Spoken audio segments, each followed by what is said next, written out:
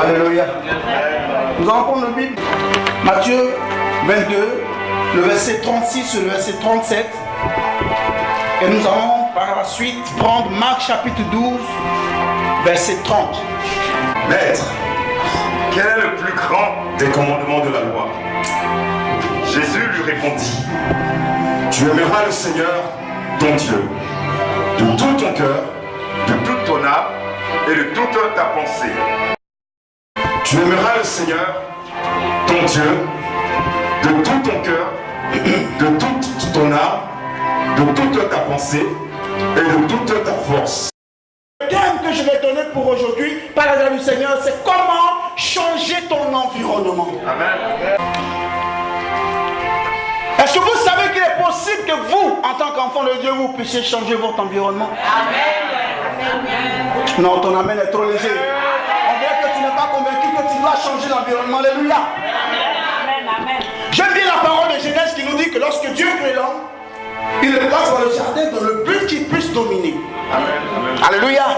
Le premier but de Dieu, c'est que l'homme puisse diriger, conduire, garder le jardin et qu'il puisse cultiver, le garder, mais que l'homme puisse dominer sur tout ce que Dieu a créé. Alors, il est important que lorsque nous sommes dans un endroit en tant qu'enfants de Dieu, pas que notre domination soit charnelle, mais que notre domination soit spirituelle. La domination charnelle, elle est conduite par la pensée humaine. Mais la domination spirituelle, elle rentre dans le cadre des lignes que Dieu a tracées pour l'humanité. Oui, et c'est cela qu'aujourd'hui, je vais essayer un tout petit peu de comment est-ce qu'un enfant de Dieu peut changer son environnement. Mais écoute-moi bien parce que ce message m'a fait du bien moi-même lorsque j'étais en train de le méditer. Alléluia. Je vais d'abord expliquer le mot environnement. Environnement signifie simplement l'atmosphère. Donc quelqu'un qui vit dans l'atmosphère, on peut dire son environnement. L'environnement parle de la partie ambiante. L'environnement parle du climat dans lequel l'on se trouve. L'environnement parle de ce qui nous entoure de tous les côtés. Alors, lorsqu'on veut parler d'environnement, bien aimé, il est important que nous puissions comprendre que nous avons été créés pour être la tête et non la queue. Mais bien aimé, ça ne doit pas être un slogan, mais ça doit être une réalité dans notre vie. Pas que nous puissions le dire, mais que nous puissions le vivre. Si je le vis, bien aimé, je suis gagnant dans toute l'histoire. Mais si je passe mon temps à le dire, bien aimé, je deviens un sujet de raillerie. Alléluia. Et j'aimerais bien que nous puissions simplement regarder ces deux versets que nous avons lus. Dans le livre de Matthieu, son chapitre 22, la Bible dit ceci, que la question a été posée à Jésus. Mais la question qu'on pose à Jésus, ce n'est pas une question pour essayer de voir s'il connaît ou s'il va nous apporter quelque chose en plus, mais c'est dans le but de le faire chuter.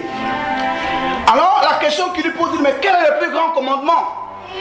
Et Jésus lui sort, j'appellerais ça plutôt le joker.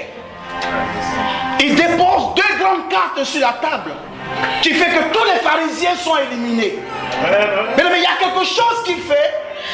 Il dit simplement que pour que tu puisses comprendre ces deux commandements, il dit tu aimeras l'Éternel ton Dieu de tout ton cœur. Quelqu'un dit de tout ton cœur, de toute ton âme. Dis-moi de toute ton âme, de toutes tes pensées. Ça c'est le chapitre 22 de Matthieu qui le dit. Mais quand on arrive dans le livre de Marc à son chapitre, c'était 12, oui, il dit tu aimeras l'Éternel ton Dieu de tout ton cœur, de toute ton âme, de toutes tes pensées et de toute ta force. Et je préfère plutôt celui de Marc, parce que celui de Marc, il rajoute quelque chose que nous faisons souvent en tant qu'enfants de Dieu, mais que nous n'arrivons pas à donner aussi cela à Dieu. Alléluia. Mais remarquons que dans ces commandements qu'il donne ici, il dit ceci qui est très important. Il dit, tu aimeras l'Éternel ton Dieu. Tu aimeras l'Éternel ton Dieu. De tout ton cœur. 1. De toute ton âme. 2. De toute ta pensée. Bien-aimé, pour que je puisse bien comprendre ceci, je dois regarder les phrases, les mots qui ont été utilisés.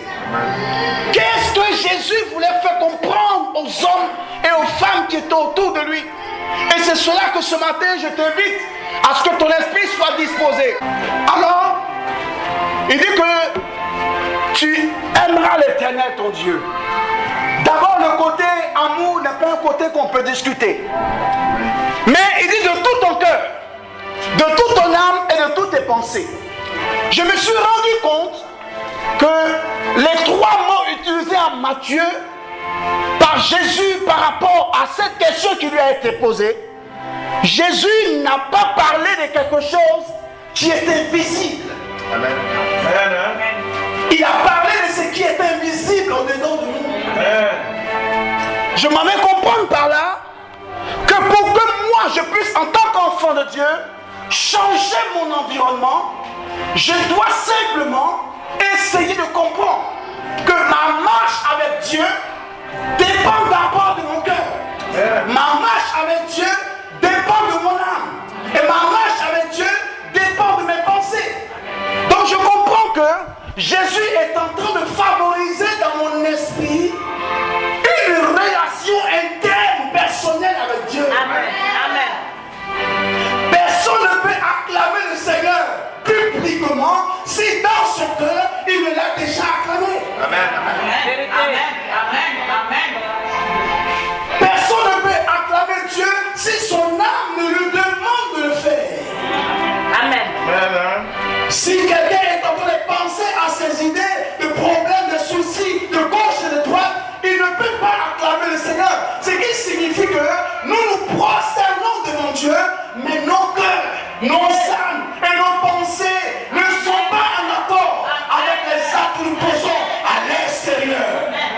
Ce qui fait que quand tu arrives à ce niveau, tu ne peux pas impacter ton environnement. Tu ne peux pas impacter ton environnement car tu n'as point de force pour agir, pour aller de l'avant. Donc, premièrement, nous devons d'abord développer cette rencontre personnelle avec Dieu, mais de manière individuelle. Pas que ce que les autres voient, pas que ce que les gens savent, pas que ce qu'on m'entend dire, mais qu'à l'intérieur de moi-même d'abord, je développe cette relation personnelle avec Dieu, que je vais appeler aujourd'hui une relation interne avec lui. Pour arriver à des problèmes résolus dans ma vie, bien aimé, les situations doivent d'abord se régler à l'intérieur. Lorsque Dieu regarde l'humanité, il envoie même Samuel chez Isaïe. Samuel arrive et il fait le calcul contraire. Alors que Dieu, lorsque Dieu nous regarde, Dieu ne nous regarde pas comme moi je te regarde. Moi quand je te regarde, je vais d'abord regarder ton extérieur. Je vais d'abord regarder comment tu es vêtu. Je vais d'abord voir comment tu es coiffé. Je vais d'abord voir les signes apparents qui sont sur toi. Si je peux te faire confiance, c'est ce que je vois qui va définir si je peux te faire confiance. Mais lorsque Dieu s'approche de toi, Dieu ne passe pas par l'extérieur, mais Dieu passe par l'intérieur pour apparaître à l'extérieur. La différence entre Dieu et nous frappons à l'extérieur, mais Dieu frappe à l'intérieur. C'est pour ça que la Bible dit, je me tiens à la porte de ton cœur et je frappe. Amen. Amen. Amen. Si tu m'entends, tu m'ouvres, j'entre et je dîne avec toi. Aime Dieu de tout ton cœur. De tout ton cœur. De toute ton âme. Vous savez, le cœur nous dirige. On est dans le cœur de l'homme, il y a beaucoup de projets. Mais si ton cœur aime Dieu, tes projets, tu vas les confier à Dieu. Si ton cœur aime Dieu, tu ne vas rien faire sans demander l'accord de Dieu. Si ton cœur aime Dieu, tu vas vivre pour ce Dieu qui t'aime. Si ton cœur aime Dieu, si tu l'aimes de tout ton cœur, mais on peut te proposer le plus gros titre du monde. Tu dis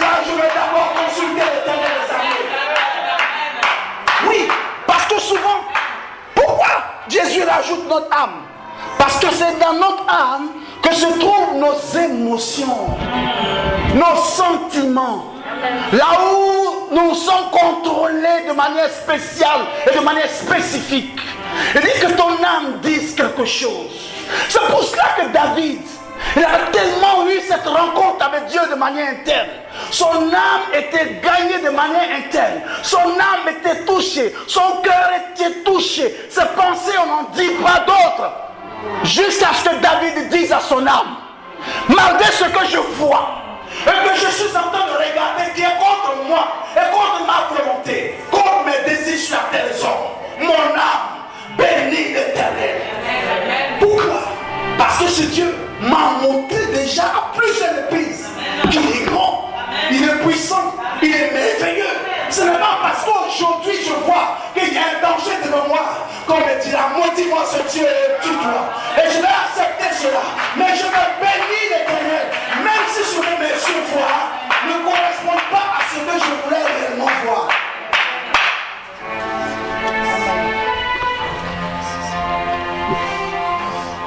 Comment tu peux en tant qu'enfant de Dieu changer ton environnement? Vous savez, il y a certains hommes, certaines femmes, quand elles arrivent quelque part, tout le monde est impressionné par leur présence. Ils impactent ces gens qui sont avec eux. Ils font comment? Tout part de l'intérieur. Ce qui signifie que ma première vérité que je voudrais te donner aujourd'hui, ce qui signifie que pour que tu puisses impacter ton environnement, bien aimé, tu dois d'abord avoir une véritable rencontre intérieure avec Dieu. Et cette rencontre intérieure avec Dieu, quand tu vas la voir, elle va te pousser dans le sens maintenant de la communion avec Dieu. Lorsque tu as une communion avec Dieu, plus rien ne peut t'arrêter. Car avant que le monde ne t'informe, Dieu t'avait déjà prévenu. Avant que le monde ne te dise, Dieu t'avait déjà prévenu. Parce que dans la communion que tu as avec lui, Dieu va se permettre de te dire, David, salut est derrière toi. Dieu va se permettre de te dire, mon fils, ma fille, là où tu as mis les pieds, ce n'est pas là que je veux que tu sois. On ne peut pas te comprendre, mais aujourd'hui tu arrives et tu agis ainsi, mais demain tu changes de décision. On lui dit, qu'est-ce qui s'est passé? Est-ce qu'il a vu ou est-ce qu'il a entendu? Mais dans la communion avec le Maître, il m'a prévenu de ce qui va arriver. Donne-moi un amen très fort. Donne-moi un amen très fort. Acclame le Seigneur, acclame-le.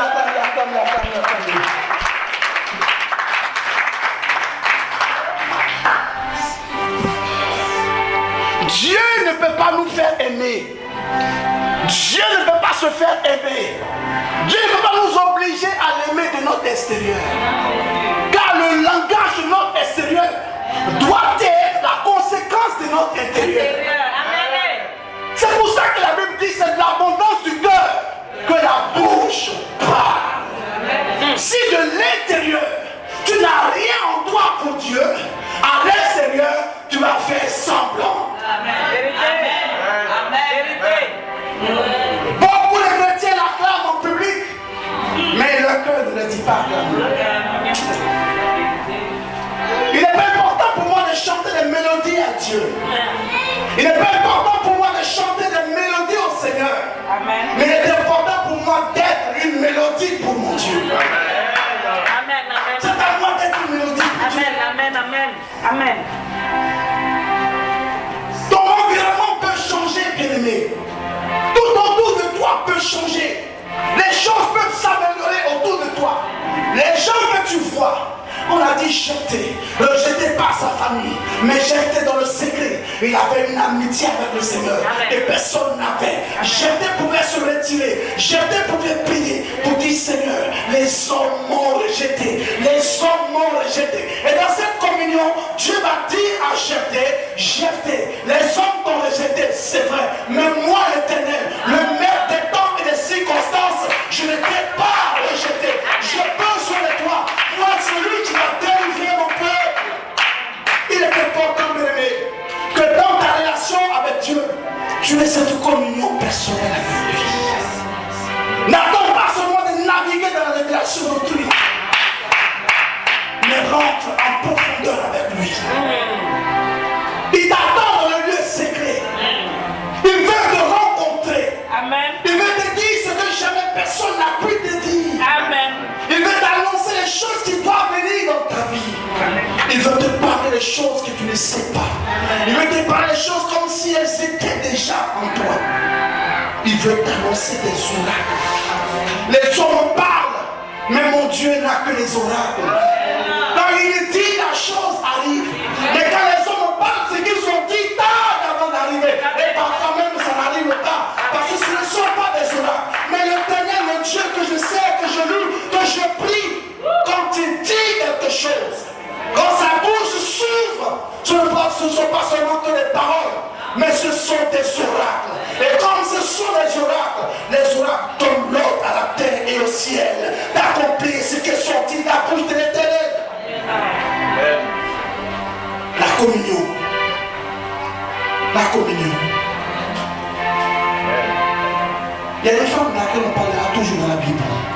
Parce qu'elle peut se trouver dans tous les enseignements. La Bible dit, 12 ans après sa souffrance, un jour est arrivé. Elle a résolu à l'extérieur d'elle, c'est ça? Elle a résolu à l'extérieur. Non. Elle a résolu où? À l'intérieur. Quelqu'un est à l'intérieur. Quelqu'un est à l'intérieur. Quelqu'un est à l'intérieur. Lorsque tu intériorises d'abord premièrement Dieu, cela va créer en toi une foi comme jamais tu n'as eu. Quand tu intériorises des choses à l'encontre avec le Seigneur, cela va te pousser, va t'emmener dans les dimensions de grandeur de gloire. Prendre des décisions que jamais personne n'a prises. Car dans le temps de la communion avec lui, il va te donner des phrases, il va te donner des paroles. Et quand bien même que autour de toi la terre est en train de s'écouler, tu vas te dire, je sais en qui j'ai cru. Parce que Dieu m'a donné une parole. Et je sais que sa parole ne retourne pas à lui sans avoir accompli ce pourquoi il a envoyé. Alors moi aujourd'hui, puisque j'ai reçu cette parole, j'attends son accomplissement. Vous pouvez vous moquer. Vous pouvez dire ce que vous voulez. Vous pouvez raconter ce que vous avez envie de raconter.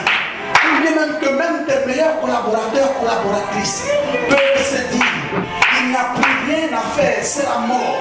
Mais quand on dit c'est la mort, ton Dieu, celui que tu sais, celui que tu pries, il est entré dans les règles de la mort. Il a arraché les clés de la mort et il est ressorti avec cela. Alors même la mort n'effraie pas ton Dieu. Même si on parle de mort, je sais que même s'il y a la mort, il y a eu une autre femme qui s'appelait Jochebed. On a parlé de la mort au palais royal. On a parlé de la mort au palais royal. Mais cette femme a tellement intériorisé la grandeur de Dieu au-dedans d'elle. Son amitié avec Dieu, sa communion avec Dieu. Dieu va lui révéler la puissance qui était sur la vie de cet enfant. Et elle va remarquer que cet enfant était beau. Ce n'était pas une beauté naturelle, mais une beauté spirituelle. Une grande beauté que jamais personne n'a eue. Il ne ressemble pas à quelqu'un d'autre, sauf au libérateur. Elle a cru en un bébé. Mais pourquoi en un bébé? Il faut que quelqu'un pour croire. Croire en un bébé qui ne sait pas encore dire un mot. Quand tu agis ainsi avec Dieu, Dieu fait de toi quelqu'un. Tu es premier en tout. À partir de toi, les choses vont commencer. Je sais que quand je devais agir ainsi, bien aimé, elle est devenue la première femme salariée après avoir élevé son propre enfant. Amen, amen, amen. Tu peux élever l'enfant de quelqu'un, on va te payer. Mais toi-même, ton propre enfant, on donne un salaire. Elle est la première femme. C'est dans son intérieur, dans sa communion avec Dieu, que le Seigneur va lui dire, ne laisse pas partir cet enfant. Il a une grande histoire. Amen. Il a une grande histoire. Mais dans cette explication de Jésus, lorsqu'il montre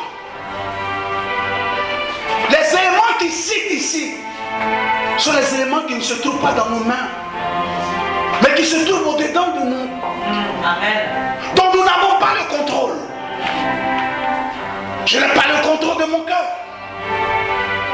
Je peux peut-être un peu gérer mon âme, mais si je suis trop faible, il me dominera. Si je peux peut-être un peu contrôler mes pensées, Mais la moindre des choses, je vais tomber au prochain carrefour. Parce que mes pensées parfois me contrôlent. Mais pourquoi Jésus de toutes tes forces. En plus, on a eu des mal. Parce que souvent, nous ajoutons nos forces à des choses qui n'ont pas de valeur.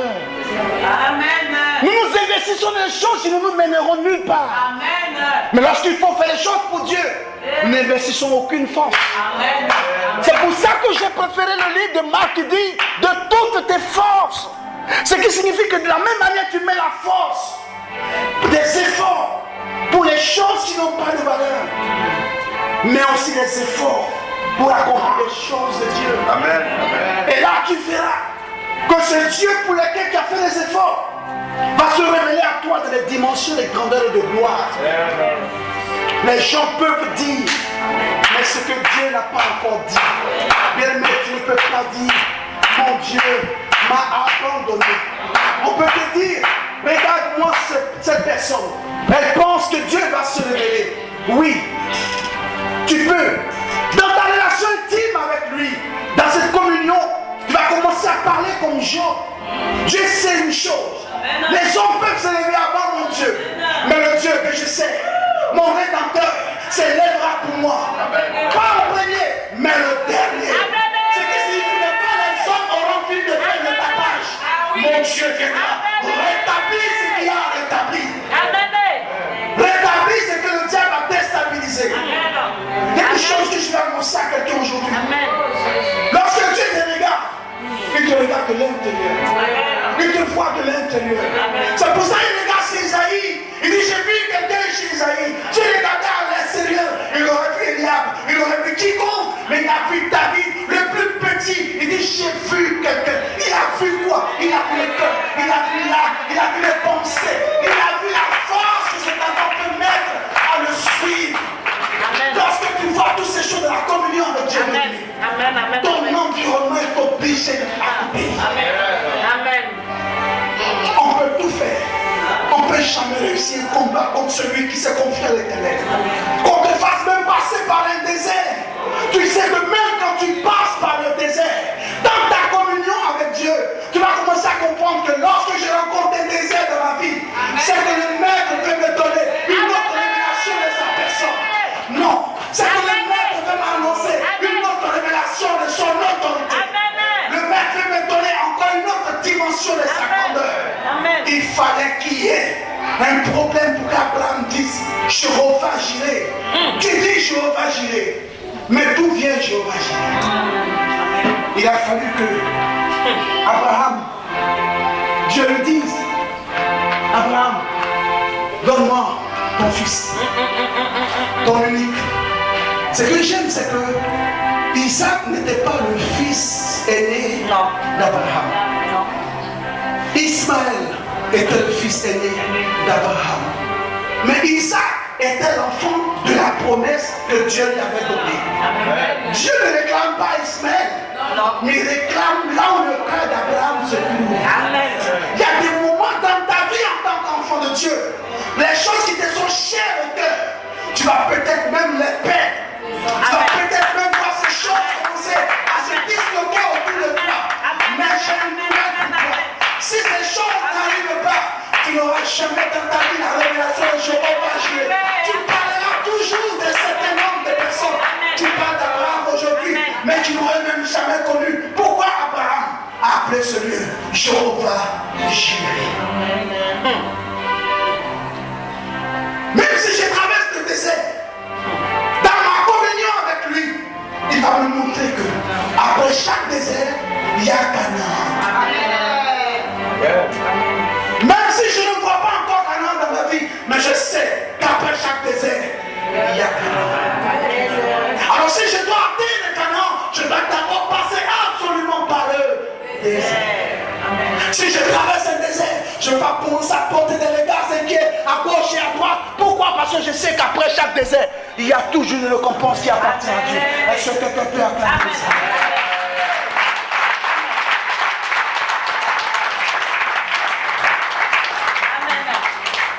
C'est tellement important, bien aimé, de comprendre que ta relation que tu as avec Dieu, beaucoup d'enfants de Dieu disent relation avec Dieu. Moi, j'ai une relation avec Dieu. Mais la relation avec Dieu ne se dit pas. Ça se voit quand tu vis. Lorsque tu as une relation avec Dieu, dans ta relation avec le Seigneur, tu peux même rencontrer quelqu'un qui peut te manquer de respect. Mais de la manière dont la personne même t'a humilié devant les gens, tu t'es senti tellement rabaissé. Et tu te dis, qu'est-ce que je fais? J'ai envie de gifler. J'ai envie de taper. J'ai envie. Et une petite voix te dit, retourne-toi rond seulement. Retourne-toi rond seulement. C'est la foi de celui avec qui tu as la communion. Et quand tu n'auras rien dit, et que tu seras retourné à la maison, le maître lui-même t'attend pour t'acclamer en personne. En d'autres termes, lorsque tu as une relation personnelle avec lui, le dehors peut t'humilier, mais l'intérieur avec Dieu te dit, viens mon serviteur, viens ma servante. Amen. Ce que tu ne peux pas comprendre, c'est que la relation avec Dieu ne se dit même pas. La plante de tes pieds part. La pomme de tes mains part. Et la langue que tu as dans la bouche. Alléluia. Explique à quel niveau tu te trouves. Alléluia. La relation avec ton. Alléluia. La communion. C'est dans la communion qu'il va t'apprendre les choses que le monde ne peut pas te donner. Dans la communion, il va te préparer. Dans la communion, il va te faire asseoir. Dans la communion, il va t'enseigner les choses. Dans la communion, il va te montrer les choses. Parce que suivre Dieu n'est pas toujours du bonbon à sucer. Mais dans la communion, il va te révéler que pour te dire, comme il a dit à son serviteur Paul, c'est lorsque tu es faible. C'est lorsque tu es faible. En d'autres termes, quand tu n'as plus de force, quand tout autour de toi, tu n'as plus de solution, c'est là que moi, l'Éternel, je deviens ta solution. Alors quand tu n'as plus de solution autour de toi, et que tu as une communion avec lui, tu ne peux même pas te regarder inquiet, parce que tu sais que le maître quelque part et son regard est sur toi. C'est tellement important. Celui qui a une relation avec Dieu, je crois que c'est le psaume,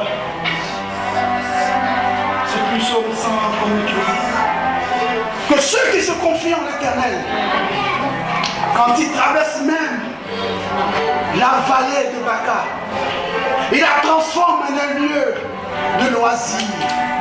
La vallée de Baca, c'est une forme de désert. La vallée de Baca, c'est un endroit de difficultés énormes, où tu ne sais même plus comment faire, où même ta santé est livrée à une rude épreuve. Ta maison est menacée, ton travail est menacé, tes enfants sont menacés, tu n'arrives plus à comprendre, tu es incompris de partout, tu es en train de traverser la vallée de Baca. La vallée de Baca, beaucoup de rois sont morts, la vallée de Baca, beaucoup ont perdu leur identité spirituelle comme physique. Tu traverses la vallée de Baca, mais la Bible dit, parce que tu as confiance en l'Éternel, tu peux transformer la vallée de Baca en un lieu d'acclamation. Ta relation avec lui parlera toujours pour toi. La communion que tu as, mettez-moi en prison, dit Paul. Mettez-moi en prison, dit Paul. Laissez-moi même dans la prison intérieure. Vous savez c'est quoi la prison intérieure? La prison personnelle, première prison que tu peux connaître, c'est les difficultés. Vous savez parfois quand tu as des difficultés, tout le monde commence à rire. Première prison. Non seulement il rit, deuxième prison, c'est-à-dire la deuxième prison, c'est la prison interne. Il rit et il parle. Mais Jean, Paul, sont les gens qui avaient cette communion avec lui. Ils pouvaient s'arrêter un instant. Et Paul dit à Silas, même si nous sommes en prison, mon petit, c'est le bon moment pour louer le Seigneur. Même quand tout va mal autour de toi, la maladie vient te rencontrer. Tu ne parles pas comme tout le monde. Tu ne dis pas les choses que tout le monde dit. Mais tu dis les choses que le maître t'a révélées dans l'esprit. Tu commences à comprendre. Et tu parles comme la petite fille de la maison d'Israël qui est allée en captivité chez Naaman. Elle dit, maîtresse, je connais un Dieu. Je connais un Dieu tellement fort et tellement puissant. Si mon patron était là-bas, il serait guéri. Je connais un Dieu. Quand Jésus dit de toutes tes pensées, parfois à quoi tu penses quand tu es dans un moment difficile?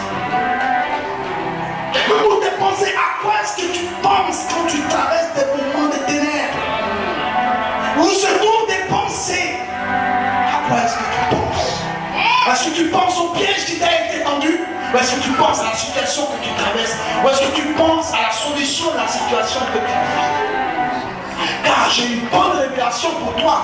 Quand un problème se met devant toi, c'est qu'il y a une solution qui vient. Amen. Amen. Amen. Amen. Alléluia. Amen. Il n'y a jamais de problème dans la vie d'un enfant de Dieu sans solution. Car toutes les solutions ont été même conçues avant que le problème n'arrive. Amen. Jésus. Si tu peux comprendre cela, bien-aimé, et savoir simplement que là où tu ne promènes pas tes regards, que tes pensées ne vont ni à gauche ni à droite, mais que tu regardes la direction du Seigneur et que tu dises, je sais, ce Dieu est un Dieu puissant. Car hier je l'ai vu, il m'a sorti du désert. Hier je l'ai vu, il m'a guéri. Hier je l'ai vu, il a guéri mon frère, il a guéri ma soeur. Hier je l'ai vu, et je sais qu'aujourd'hui, ce qu'il a fait pour les autres, il le fera pour moi. Car il s'appelle celui qui est l'Éternel. Il ne change pas. Il est le même hier, aujourd'hui et éternellement. Et tant que je serai sur la terre, il sera toujours le même. Alors je ne suis pas inquiété. Je ne suis pas inquiété. Parfois je viens à l'église. Je me prosterne devant Dieu. Mais vous savez pourquoi? J'ai peut-être regardé sur Facebook un pasteur qui s'est prosterné. Alors moi aussi, je me prosterne. Pour ressembler à qui? Pour ressembler à qui? Vous savez, la véritable prosternation d'un enfant de Dieu commence d'abord par la communion. Si tu as une bonne communion avec Dieu, la prosternation devant le Seigneur sera aussi de qualité. Si tu as une bonne communion avec Dieu, le cantique même que tu as réservé dans ton cœur pour lui chanter, c'est pas toi qui vas le chanter, mais ton cœur va le chanter. Et quand ton cœur va le chanter, il sera beaucoup plus mélodieux qu'autre chose. Et si tu le sentais de ta bouche, car tout le monde n'a pas une belle voix. Amen. Mais le cœur a une seule voix. Amen. Le cœur a une seule voix. Et si le cœur de quelqu'un chante bien, c'est que mon cœur aussi chante bien. Amen. Mais c'est à partir du moment où ça arrive maintenant au niveau de mon corps vocal que ça dévie. On n'a pas tous une belle voix, mais on peut tous avoir un bon cœur. Amen. C'est pour ça que Jésus dit, pour mieux marcher avec Dieu, il faut d'abord que ton cœur l'accepte. Il faut d'abord que ton âme se soumette à lui. Il faut que tes pensées restent captives à l'obéissance à Christ. Il faut maintenant, alors que tes forces que tu mets dans tout ce qui est autour de toi, que tu les assembles pour appartenir à ce Dieu. Et à le regarder comme David dit, mon Dieu, le mien. Pas celui qui est à côté de moi, mais il est d'abord mon Dieu avant d'être le Dieu de quelqu'un d'autre. Si toi tu veux qu'il soit ton Dieu, fais ta démarche personnelle. Amen. Mais moi, il est mon Dieu à moi. Là où je te parle de mon Dieu.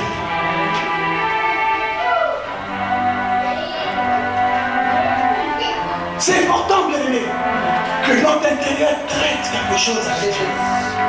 Si notre intérieur ne traite pas, notre extérieur va être dans le faux. Amen, amen, amen, amen. Amen. Et quand ton intérieur n'a pas encore traité, ton extérieur ne peut pas réagir de manière formelle. Amen. Vérité. Tu peux faire. Mais quand ton intérieur ne suit pas, ton extérieur se fatigue de faire. Mais lorsque ton intérieur suit, tu le fais de tout ton cœur. Amen, amen. Et quand ton intérieur suit, tu ne te fatigues jamais de faire. Tu fais jusqu'à ce que la vie te soit ôtée. Il faut que ton intérieur parle pour toi. Ce que vous ne savez pas en tant qu'enfant de Dieu, c'est que je ne sais pas en tant qu'enfant de Dieu. C'est que ma communion avec Dieu me positionne sur la terre des hommes. Amen. Et ma position sur la terre des hommes appelle alors mon acquisition sur la terre des hommes. Ou ma possession sur la terre des hommes. Je ne peux pas posséder quelque chose sur la terre des hommes si je n'ai pas la position pour posséder. Alors, ma communion avec Dieu, dans cette communion, le Seigneur va me montrer comment je dois me positionner. Amen. S'il me montre comment je dois me positionner, c'est pour que je puisse être réceptif et recevoir mes acquis. Amen. C'est pour cela que la Bible dit, plusieurs ont cru en lui, mais sont morts sans avoir reçu la promesse qu'il leur avait été faite. Tout dépend de la position dans laquelle il s'était. Dans ta communion avec Dieu, le Seigneur va te donner des positions. Parfois, tu es là, tu n'as rien à manger. Et puis quelqu'un, Dieu te dit, assois-toi ici. Vous savez, j'ai lu une révélation quand je lisais le livre de l'histoire de Bartimée. Les gens le déposaient tout le temps à la porte de Jéricho. Bartimée était même devenu un panneau routier. Oh, qu'on me reconnaît, Jéricho. Quand tu arrives dans un endroit, tu vas voir un aveugle qui est assis. Mais ce jour-là, ils ont fait l'erreur de le déposer là. Ils ont fait l'erreur de le déposer là ce jour-là. Car s'ils ne savaient pas que ce jour-là, Jésus allait passer par là. Vous savez parfois parce que Bartimée, je suis sûr que quand les gens le portaient, qu'ils le ramenaient, ils le déposaient à gauche et à droite, Bartimée devait payer quand même quelque chose de ce qu'on lui donnait. Ah oui, moi je te porte tous les jours par semaine, 7 jours semaine, il faut quelque chose.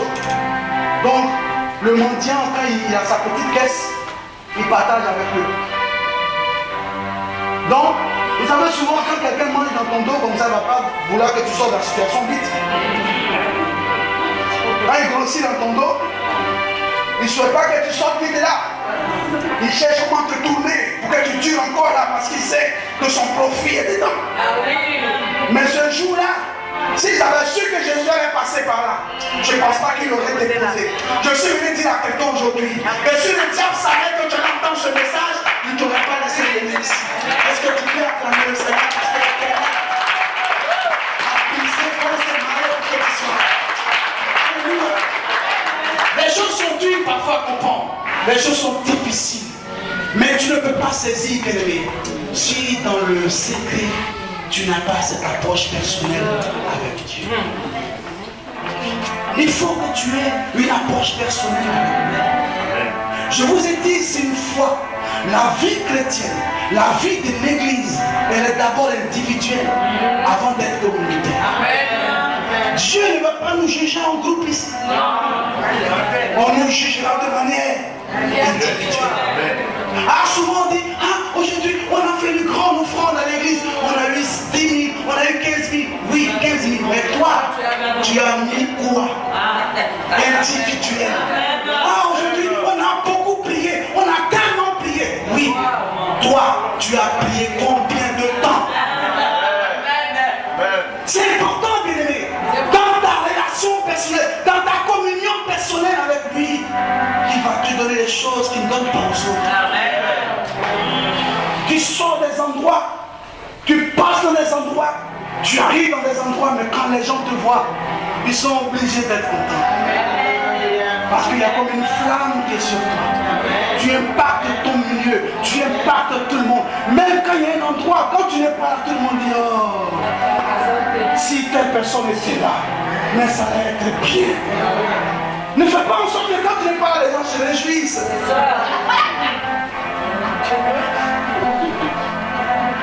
Dans ta relation avec lui, dans cette amitié intérieure, il veut prendre la place de ce qui te coûte cher. Il veut prendre la place de ce que toi tu considères. Il veut prendre la place, une certaine place dans ta vie. Il veut prendre une place. Lorsque tu as une communion avec le Seigneur, les gens pleurent autour de toi. Mais tu dis, je sais qui est mon Dieu. Les gens s'inquiètent. Mais tu dis, je sais à quel Dieu j'appartiens. Même si la terre est en train de trembler, je sais que dans une promesse quelque part, il m'a dit, je ferai de toi une grande nation. Je n'ai pas encore été la grande nation, donc même s'il y a un tremblement de terre, je sais qui a dit, je ferai de toi une grande nation. Dans la communion, il te parle de ton environnement. Il te donne le secret de comment tu peux changer ton environnement. Isaac veut quitter Guérar pour aller en Égypte. Mais dans la communion, il lui dit, hey, toi, tu n'es pas comme les autres. Les autres veulent partir. Je n'ai pas communion avec eux. Toi, tu es l'enfant de mon fils. Tu es l'enfant de mon ami.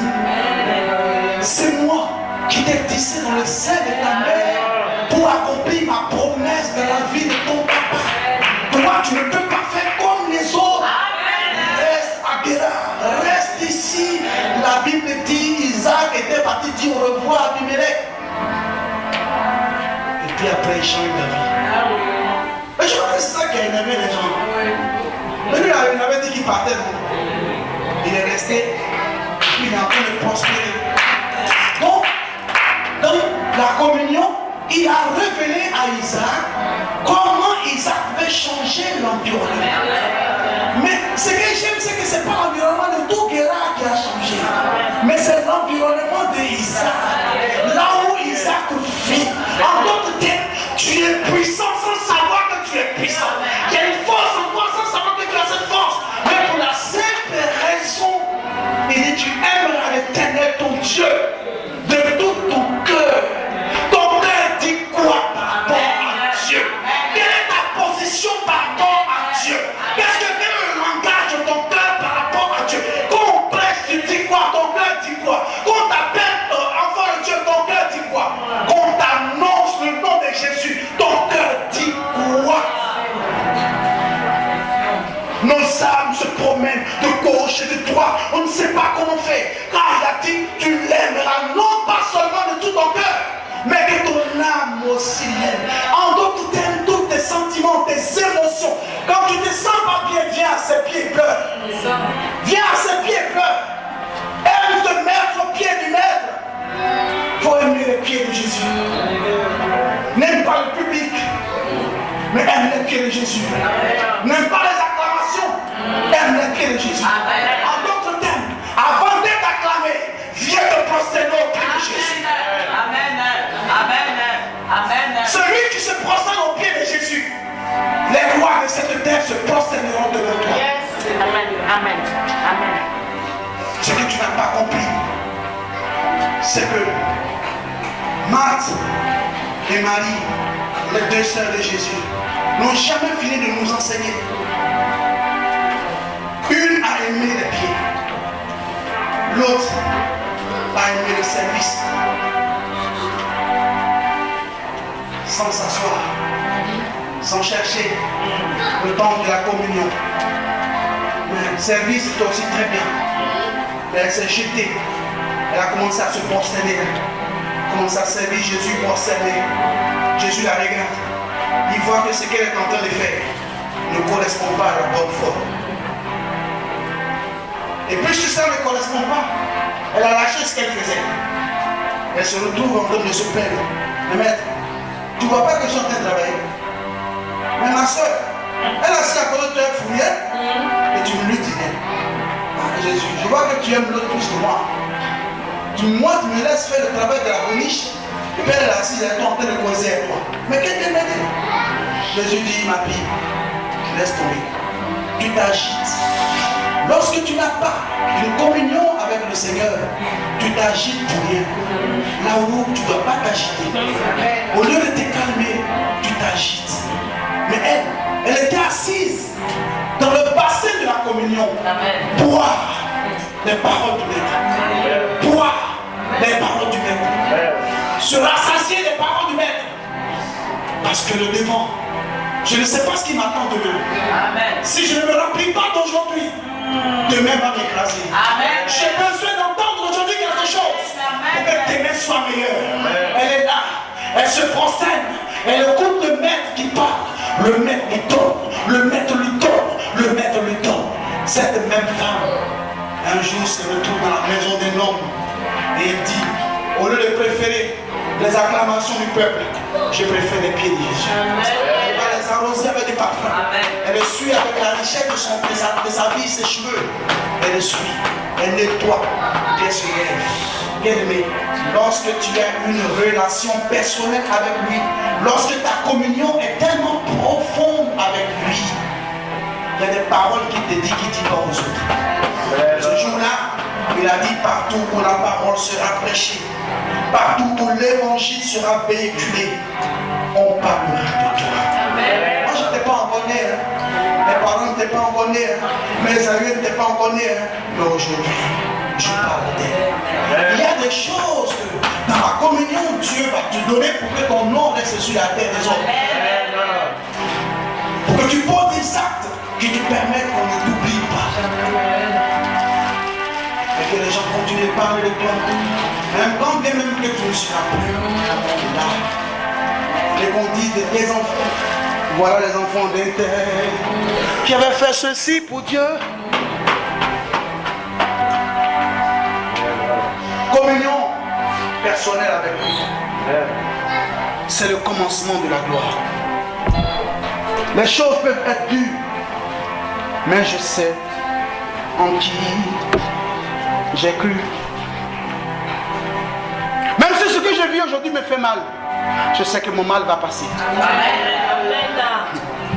Même si je regarde aujourd'hui, je vois que mon CV ne correspond pas. Mais dans ma communion, il dit, mon fils, tu as droit. À cause de la communion que j'ai avec lui, parfois il peut m'emmener dans des endroits où je n'ai même pas le diplôme. Je me trouve dans des endroits où je n'ai pas le diplôme, je n'ai même pas le droit d'être. Mais il crée les circonstances, les occasions pour moi pour que je puisse y entrer. Parce que lui et moi, on a une. Il se révèle. Il se révèle à qui il cherche. Tu aimeras l'Éternel ton Dieu de tout ton cœur, de toute ton âme, de toutes tes pensées. Que tes pensées ne volent ni à gauche ni à droite. Reste focalisé. Reste focus sur l'Éternel. Reste dirigé vers lui. Fais-lui confiance. Mets ta confiance entre ses mains. Et tes pieds ne chancelleront jamais. Il sera le bouclier de ta vie. Quand bien même que tu seras caché de gauche et de droite, il permettra que ton côté droit soit épuisé, que ton côté gauche soit épuisé. Mais que toi seul, tu ne sois pas épuisé. Que tu restes debout. Quelqu'un qui a une communion avec Dieu, tu ne peux jamais réussir un combat contre lui. Il sera prévenu à tous les coups. Il sera prévenu à tous les coups. Le Seigneur le préviendra, le Seigneur le dira. Le Seigneur lui dira, ne va pas dans tel endroit. Même quand lui veut y aller, Dieu peut amener la pluie. Dieu peut permettre même que les pluies soient en grève. Dieu peut permettre que les trains grèvent pour ne pas que tu sois là. Parce que ce qui t'attend n'est pas pour. Je suis venu te dire que la véritable appartenance à Dieu et la véritable communion avec Dieu commence par ton intérieur. Amen. Quelqu'un va comme ça, mon intérieur. Quelqu'un va mon intérieur. Et là, ton intérieur, il dit quoi? Alléluia. Alléluia. Alléluia. Gloire à Dieu. Je vais terminer par ce groupe de mots. La démonstration démonstration de mon amour pour Dieu, c'est l'expression de ce que je ressens à l'intérieur de moi. Que Dieu vous... Amen.